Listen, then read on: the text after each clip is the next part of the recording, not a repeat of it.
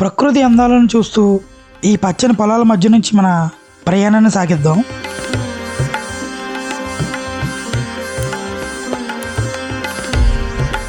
ఇప్పుడైతే మనం ద్వారపూడి చేరుకున్నాం. ఇది ఆంధ్ర శబరిమలగా పిలువబడే అయ్యప్ప స్వామివారి దేవాలయం. మనం లోపలికి వెళ్ళగానే అర్ధనారీశ్వరుల విగ్రహం అయితే మనకు చూడడానికి కనిపిస్తుంది. ఆ పక్కనే విఘ్నేశ్వరుడు ఇంకా కుమారస్వామి కూడా కనిపిస్తారు.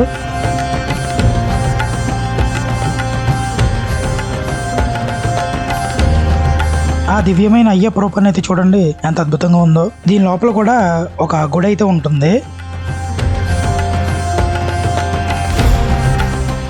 ఇప్పుడు మీరు చూసేది అయ్యప్ప స్వామివారి ఆలయం. ఈ ఆలయం శబరిమల అయ్యప్ప స్వామివారి ఆలయాన్ని రిఫరెన్స్ గా తీసుకుని యాజ్ ఇట్ ఈజ్ అయితే కన్స్ట్రక్ట్ చేశారు. అండ్ ఇంకో విషయం ఏంటంటే ఈ ఆలయంలో ఉదయం 6 నుంచి 12 వరకు, సాయంత్రం 4 నుంచి 9 వరకు మాత్రమే దర్శనం అయితే ఇస్తారు. ఎవరైనా వెళ్ళేటట్టయితే ఆ మధ్యలో వెళ్ళే విధంగా ప్లాన్ చేసుకోండి. ఇక్కడ మీరు చూసేది పంచముఖి ఆంజనేయ స్వామివారి విగ్రహం.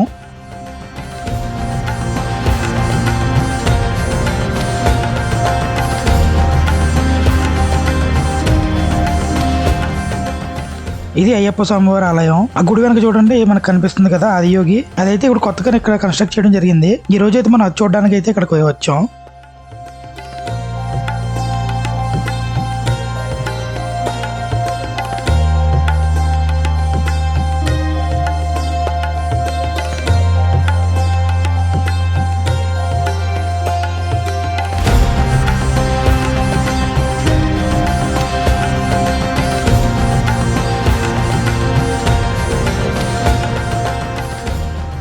ఈ ఆలయం నుంచి అయితే మనం ఆదియోగిని అయితే చూస్తూ ఉన్నాం. అక్కడ నుంచి కిందకు వచ్చినట్లయితే నవగ్రహాల విగ్రహాలు అయితే కనిపిస్తూ ఉంటాయి.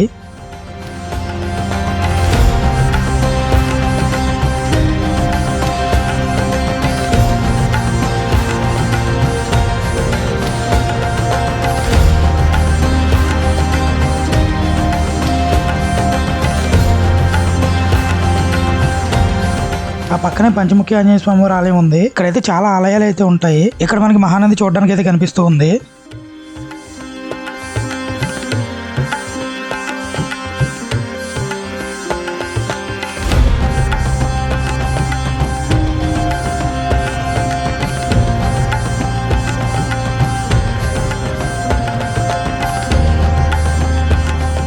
ఇప్పుడు మనం ఆదియోగి దగ్గరికి అయితే వెళ్ళిపోదాం.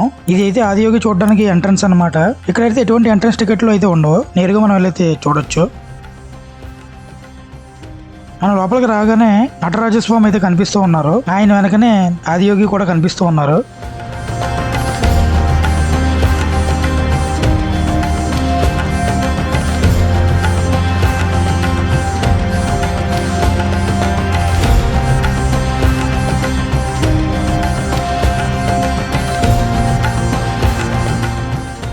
ఇప్పుడైతే మనం మెట్ల నుంచి పైకి వెళ్ళి ఆదియోగిని అయితే చేరుకుందాం.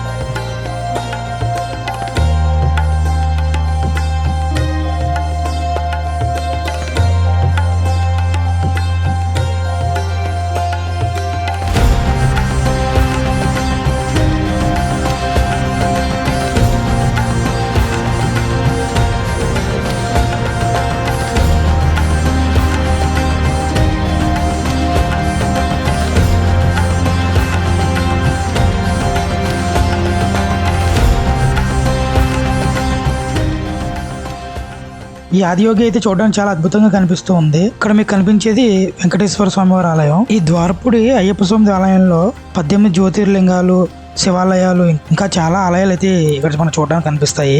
అక్కడ నుంచి మనం బయటకు వచ్చేసినట్లయితే మహాభారతంలోని కృష్ణార్జునుల రథం అయితే మనకు కనిపిస్తూ ఉంది.